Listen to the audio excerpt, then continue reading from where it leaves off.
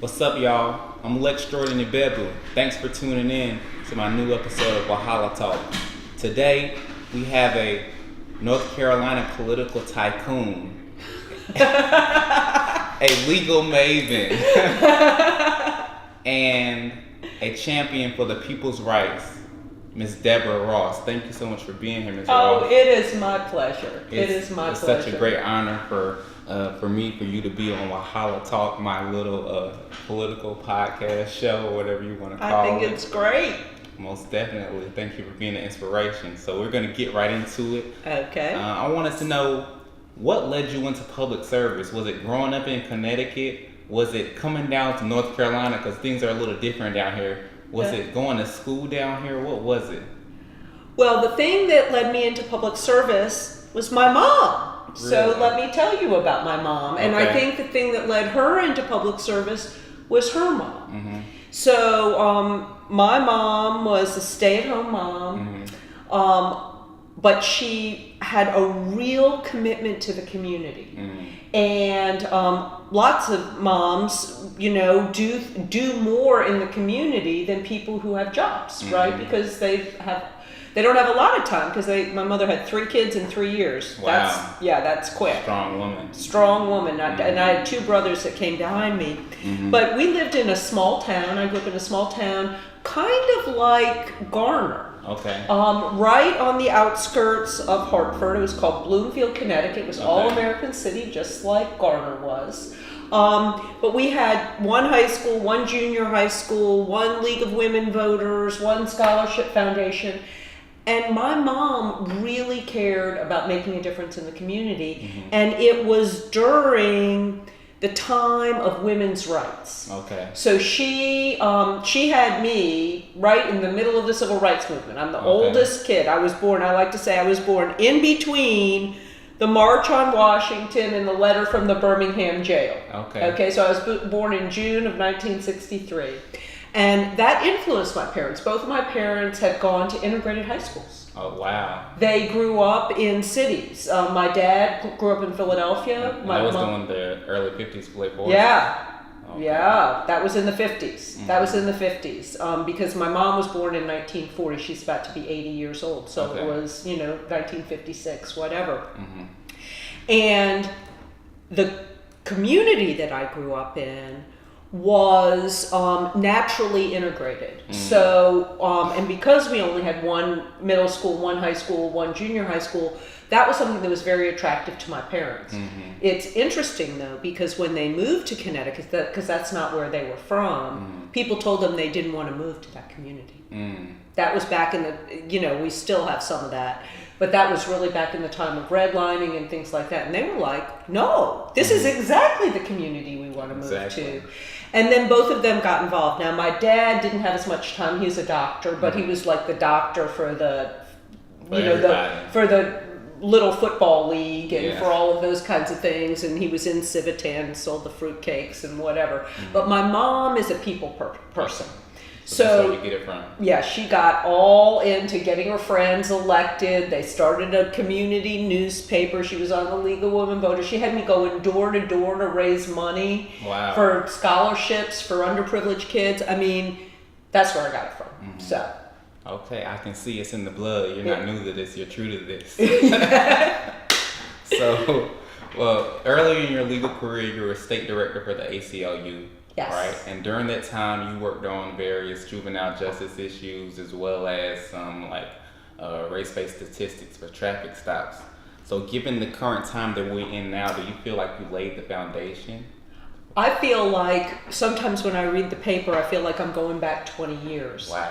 But the good news is we made some progress then when we could make that progress. Mm-hmm. So, and some of it we've gone backward. Mm-hmm. So, back when, and we heard a lot about this, during the last presidential campaign, particularly in the Democratic primary, back when there was this big crackdown on juvenile crime and people were talking about super predators and things like that, our governor, Jim Hunt, instead of going in that direction, appointed a special commission to look at the juvenile code and look at what we could do. And he got Marcia Morey, who is now in the General Assembly, and she became a district court judge, but at that time she was a prosecutor in Durham, did a lot with juveniles, to be the head of it. And we got a cross section of people, and we reformed the juvenile code. And we ended up having fewer kids. At that time, they were called training schools. Go to training schools. We did it in a way that kept more kids in the community, made sure that there was more rehabilitation, and juvenile crime went down. It went down, and we had better outcomes. And the first person who was the head of juvenile justice was a guy named George Sweat, and he had been into community policing in Winston-Salem. The other thing that we made some progress on, and I just read an article in the paper about how these statistics are being used, is getting a racial profiling law where traffic stops have to be recorded, and then they can be analyzed and used for law enforcement training, for discipline, for legal cases and things like that. And we started with the highway patrol, and at that time we were really fortunate. We had our first African American head of the highway patrol, Colonel Holden. What year was this? This was, I want to say it was like 1996, something like that. Sorry, I can't remember the exact year because it's been a while. But we got Colonel Holden, who was the head of the highway patrol, in favor of it. Richard Moore was the Secretary of Crime Control and Public Safety. He was in favor. We thought this was going to be like everybody battling us on it. Really? And there was resistance to it, but because we had leaders in the highway patrol and in crime control who were for the statistics bill, we could craft a statistics bill. And that all came from this report that the News and Observer did, where they got all these statistics, and they showed a pattern of racial profiling. And they got that information from my office because we had a guy, an African American man from Maryland, who was given a ticket in North Carolina for driving with a Maryland driver's license. Wow. Like, last time I checked, you were allowed to cross state lines. You know what I mean? And so I gave that information to a reporter named Joe Neff, who was an investigative reporter for the NNO. He's not there now. He's working for some justice project, Marshall Project or something. But anyway, he's like a dog with a bone. You give him something, he is going to get it done. He's getting down to the meat of it. Yeah, and then we ended up with that law. The other law that Joe was big on, that we worked on at that time, was the DNA innocence law. And that was back when DNA was kind of a new thing. Just coming about. And the idea was that if there was a way, even if you had already been convicted, if there was a way to prove that you were innocent through DNA, we set up a process for people to be able to do that. And that was after the Ronald Cotton case. I don't know if you know about that case, but it was a case of mistaken identity where DNA got Ronald Cotton, I think he was accused of sexual assault, got him out of prison, and then his accuser, and he ended up going around and educating people about this. Didn't he write a book as well? Yeah, exactly what you're talking about. So anyway, that's a lot of information all at once. But those are the things I worked on when I was at the Civil Liberties Union, and I think we did a lot of good. I think you did too. So given all that you have did and others like you during that time, and then the reform that's happening today and the setbacks that we had that pushed back those advances that y'all had during that time, how do you view it? Do you view the reform as superficial? Do you think, where do you think it will go? Well, none of those laws got repealed. So the legislature has gone backward on a lot of things, but we still have the racial statistics bill. We still have the DNA bill. They did not change the juvenile justice law. As a matter of fact, they made a change about raising the age, which was the only thing that we didn't get passed. So that they made a forward progress on. The place where they went backward was combining juvenile justice with corrections. Juvenile justice used to be part of the Department of Human Resources. And so combining it with corrections meant that it might have a different focus. But I feel good that all of those things were put in place and that they're still benefiting people, particularly the DNA law. Because the DNA law does two things. It makes sure an innocent person isn't in jail, but all the time when an innocent person is in jail, guilty one's out. Most definitely. And so it helped get the innocent person out, but it's also helping find the person who's the real perpetrator. 100%. I definitely agree. So when you were in the General Assembly, yes, you set forth things such as the Equal Pay Act. So do you feel that when you push forth those agendas that you receive resistance due to the subject matter or the gender of yourself and are those who would be helped by that bill? Or the conservatism of the time? So I would say that I pushed for equal pay for state employees, and then an Equal Pay Act that just applied across the board. And I got got a lot of resistance from current Senator Tillis when he was the speaker. He just deep sixed the bill. But when I tried to do a pay equity study, I introduced legislation to do a pay equity study for state employees. I got resistance from the Democrats for that. How do you think that is? Because I think they thought we were going to find that there was pay inequity. And then there would be lawsuits against the state. That's why I think it happened. As a matter of fact, one pretty powerful member of the General Assembly told me that. He said, well, if we do the study, we're going to find a problem. And I was like, But I'm a big believer that you push things because you're not always the person who's going to take it over the finish line. You might be the person who takes it down the field. But as long as you push the ball forward. Yeah, as long as you push the ball forward and as long as you leave something behind that other people can build on. But when I was at the General Assembly, we pushed through the most comprehensive domestic violence legislation that has ever gone through in North Carolina, and you should have seen the resistance to that. It was unbelievable that there were a lot of male legislators that didn't think we needed to change the domestic violence laws. Wow. But the women came together, and it was the Democrats and the Republicans who came together to do it. This was not a partisan thing. And then we got bipartisan support, and we got most of those reforms through. So why, if at that time, people could cross those party lines in North Carolina, then, from with your inkling, what do you think has changed where it's so partisan now? Well, I think it's more partisan now because of how we have redistricted. Because they've packed people, packed Republicans together and packed Democrats together and packed racial minorities together. And so when you do that, people don't represent a diverse constituency.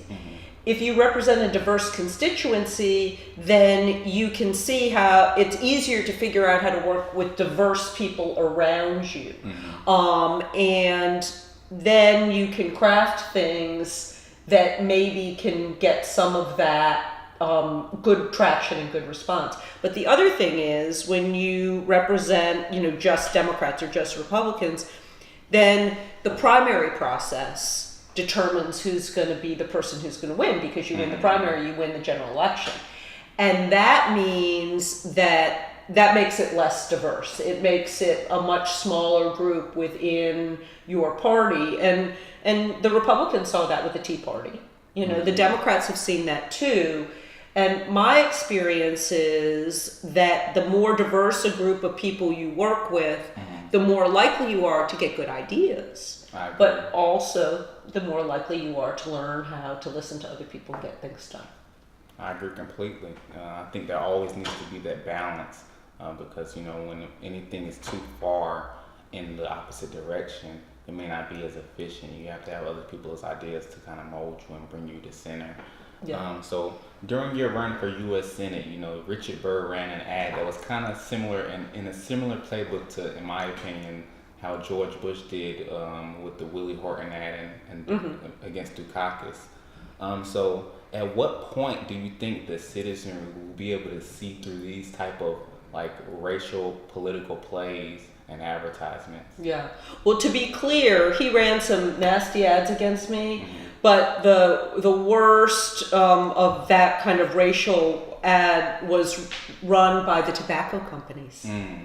Because outside groups, he's from Winston-Salem, and he's been a big advocate of the tobacco companies. And the tobacco companies didn't like me because I thought it would be okay to not have smoking in public places. And silly me, it's been great to not have smoking in bars and restaurants. So they, especially for public health and for the public health of the people who work there. So anyway, they ran that ad. But he ran a lot of those ads because they appeal to a base interest. A lot of the ads were not correct. But that's what people do. They try to scare people rather than uplift people. That might work, but I'm with Dr. King, Come on. Only light can get rid of darkness. Only love can conquer hate. I know I'm paraphrasing here. I understand. But if you just operate from darkness or you operate from hate, it's just going to feed on itself, and I can't do that.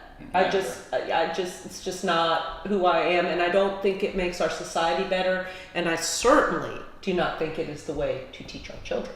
100%. So, if these types of plays have been made for so long, what can we do to awaken the citizenry so that they can be able to see through this? Well, I think we need to deal with them head on, and we tried to do that with a little bit of humor. One of the ads that I ran with to expose how they were trying to make it look like I wanted to do things for criminals. I got the man who introduced the legislation to come on and say, that's not true, and we kind of had a back and forth. And people said that was a very effective way to deal with it. And one of the things that made me think it was effective, rather than, just look straight to camera and say, that is not true, but more to have it go back and forth and show an interchange and have the person who was really there, it's called it was like the Marshall McLuhan moment with Woody Allen, where he pulls the person out and they go, that is not true. There were kids who saw that ad. And I had a little girl come up to me and she said to me, so, Miss Ross, is Fountain your friend?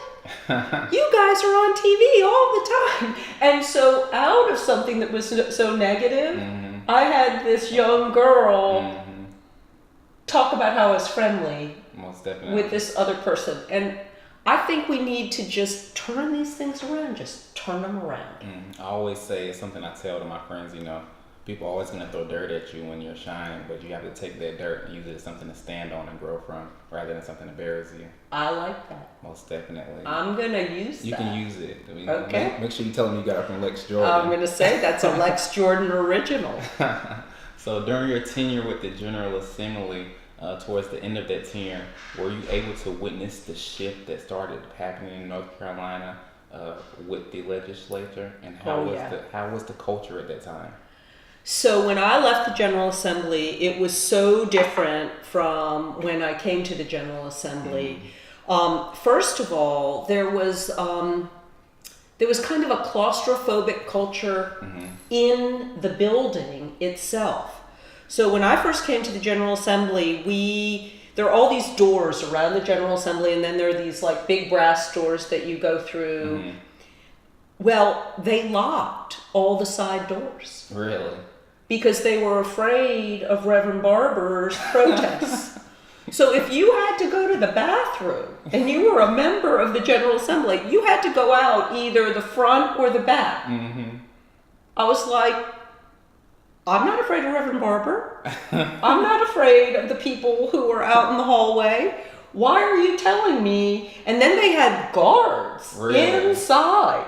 So I had a sergeant at arms right next to me. I mean, this was right before I left. Oh yeah. Oh yeah. And then the other thing that they did when I got there was they had us do everything on our computers, but they made it hard for us to do it on the computer. So I know this sounds like a small thing, but it used to be, when I first got there, we did everything on paper, and that's not good. We shouldn't waste the paper. But you would get what you were going to be voting on, and then you would get the amendments that you were going to vote on. And then if you actually read, which I would advise, you could read the amendments and compare it to the piece of legislation and see what the changes were. Well, if you did it on your computer, you could only look at one of those things at a time. I understand. So it made it so that you would move faster, but people would know less about what they were doing. So what I would do was I would have my assistant make the book anyway, so that if the thing up on the computer didn't give me what was going on, I could do my business. But it was changed. We were controlled. It was less of a free place where you could kind of move about. You could go see people without everybody knowing what you were doing. You could have a meeting in the hallway without somebody having to open the door for you. You could do things in a way that was just more fluid and more creative and more thoughtful and less controlled. I don't believe that we were under any physical threat at the time. I don't think so either. I don't think any people in the Memorial Mondays March were going to do anything to y'all. Yeah. But who knows? Yeah. So do you think those feelings that put those people in the General Assembly during that time were always there within North Carolina? Oh, there's no question about it. Oh, they're everywhere. It's not just North Carolina. They're everywhere. And I believe everybody should have a voice, even if I don't agree with them, and even if I think it's something that's not good for this state. But when I say everybody should have a voice, everybody should have a voice. I agree. And so you can't say, well, we should have a voice, but we're going to make it harder for other people to have a voice, harder for them to vote, harder for them to express themselves, harder for them to be able to get an education, harder for them to be able to support their families. My feeling is we should make things open. We should debate all of these issues. We should be honest about them and not be afraid. So how do you feel about ideologue billionaires like Koch brothers and other organizations just pouring money into North Carolina elections for their own understanding? So I think the Supreme Court's decision in Citizens United, which allows corporations to give money, corporations are people, and ways where people aren't identified and aren't identified in real time for what they're doing when it's a large amount of money, have really, really changed the system. Because then there's not accountability. Like I said, the tobacco companies did an ad against me that had nothing to do with tobacco. Now, if they were up front, what they would say is, hey, we're the tobacco companies, and we don't like Deborah Ross because we think that she's for smoking cessation. But instead what they did was they took their money, they did a Willie Horton kind of ad, and then they didn't tell anybody until after the election. Well, that's not right. Not at all. Now, if you give small amounts of money, there have been Supreme Court cases, and I've fought for this. Small amounts of money, I think that's anonymous because sometimes people could be retaliated by their employer or something like that. But once you get into the amounts of money where you can do a TV ad, no, that should not be able to be done in an anonymous kind of way. I agree completely. So I have to ask, during the years when Democrats were in power in North Carolina, places like Lumberton, North Carolina were among the poorest in the country, not just the state. Yeah. You still had places in rural North Carolina that didn't have running water or roads, paved roads. You still had places in the city like Raleigh and Durham where it had intense crime. So some people would say that on a state level, as well as on a national level, that the Democratic Party doesn't necessarily pay attention to certain sectors of its voting base What would you say in regards to that?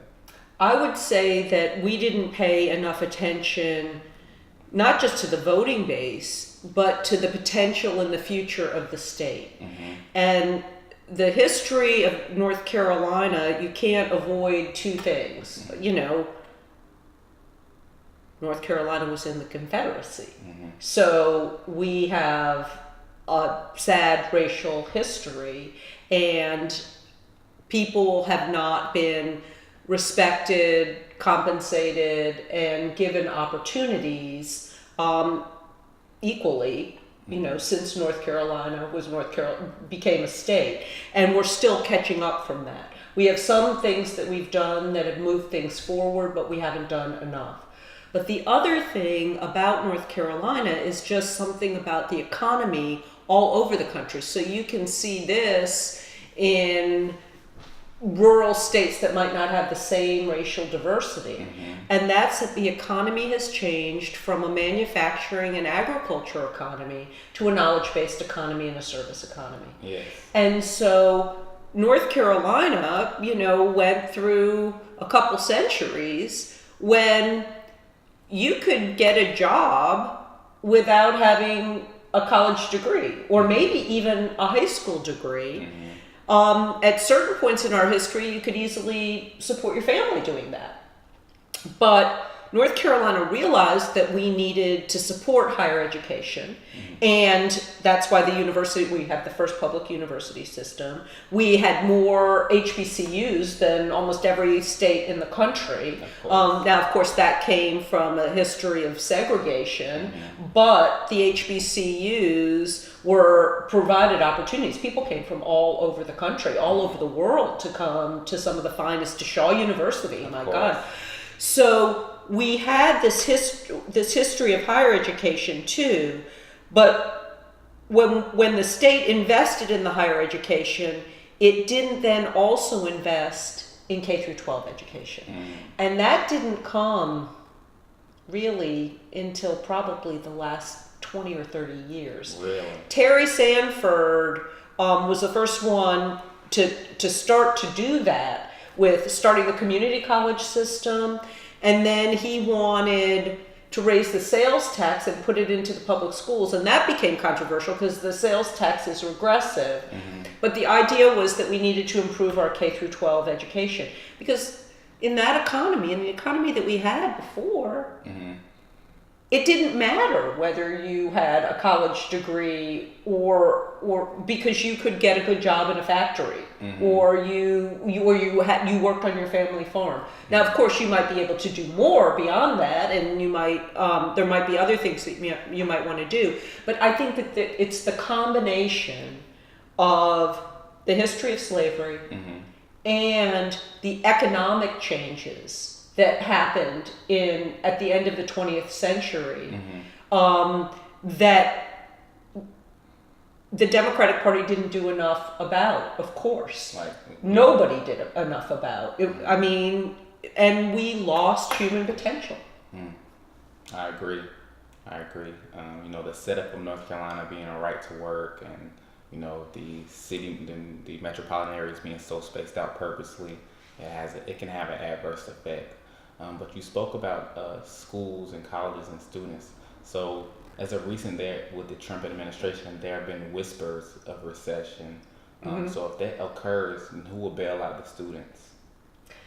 Well, I don't know, because since we've gotten this new administration, there's been relaxation on private colleges, on debt for students, and so what we really need is a way for people to be able to get a higher education at an affordable rate. And for there to be accountability for the institutions of higher education. And so I do not know what is going to happen. I mean, when I campaigned during my Senate campaign, I talked about having free community college if you work and you do some other things, you make a contribution. And then if you do well in community college, then you might be able to transfer to higher institution of higher education. I also talked about having the government not make money off of students with outrageous interest rates and outrageous payment systems. But that's only gotten worse. In your recent campaign run for Senate, and I'm sure throughout your whole career, you saw firsthand the fear and resentment that women face when they ran for public office. I felt like they kind of paired you with Hillary Clinton to a certain extent, so as to drum up that resentment. But now we have the recent election of Alexandria Ocasio-Cortez and Ilhan Omar, and the announcement of Senator Kamala Harris and her run for president. So it seems to be, although the time hasn't been that much, it seems to be the ebbs of a new tide. So how do you feel about that, and where do you feel that you fit in that new tide? Well, I'm excited about it. And I'm excited that we've elected young women here in Wake County and throughout the state. I mean, if you look at the Charlotte City Council, we've elected a lot of younger people. If you look at Nicole Stewart, who was just elected to the Raleigh City Council, we've elected all these young women to soil and water conservation. So I think that that's terrific. I think that women woke up after the last election, and they were used to seeing Hillary Clinton. And so I think they didn't see her as a change agent. Older women, I think, saw her more as a change agent. Some of the older women were also resistant to her. And I have to admit, Hillary Clinton has been attacked more than hardly any other woman throughout her career. It's been, that's what's happened. But I think that the people who I met on the campaign trail knew that I was from a different mold. And I feel like it's like the question you asked me at the beginning, where with pay equity, how do you feel about that? I feel like I moved the ball down the court. And I feel, and I have helped so many women who ran this time in North Carolina because of my campaign, or who I could help in ways that other people didn't help them. When you're a young woman running, you're hardly ever going to get somebody who says, "Oh, I'll raise a bunch of money for you." Hardly ever is that going to happen. But like for Anita Earls, I've known her. She and I worked together on civil rights issues more than 20 years ago. And when she told me she was going to run, I said, "I'll help you raise money. I'll go around the state. I'll connect you with people." And so sometimes you don't have to be the person who's the first person or the person who does it the first time you try. Yes. It's what you do afterwards with the knowledge and the context that you have and how you can help other people. And there may be a time for me in the future, or it may be that I get to influence lots and lots of other people. Sometimes that's, I used to work with a lobbying firm down in South Florida, and one of the partners told me, the kings always change, but the kingmaker always stays the same. So, okay. It was an interesting thing to learn. But a lot of people don't operate on the pendulum what you just stated. And I think that's very special and it's very important, because if no one would have helped people like Anita Earls and other people who were running, who would have? Right. So, it's imperative. So I just want to thank you for being, that light in the area and pushing people forward and pushing the ball forward here. I hope one day my career will ascend to the heights that yours has, and you've been an inspiration for me and share such wisdom. So I'm so appreciative that you took the time out of your day to come in and talk to me from Wahala Talk. So again, I'm Lex-Jordan Ibegbu. This is Miss Deborah Ross. I'm sure you're going to be hearing much more about her in the very near future, as you have over the years. So thank you again for tuning in to Wahala Talk, and until next time, peace. Peace. Oh, so easy, oh.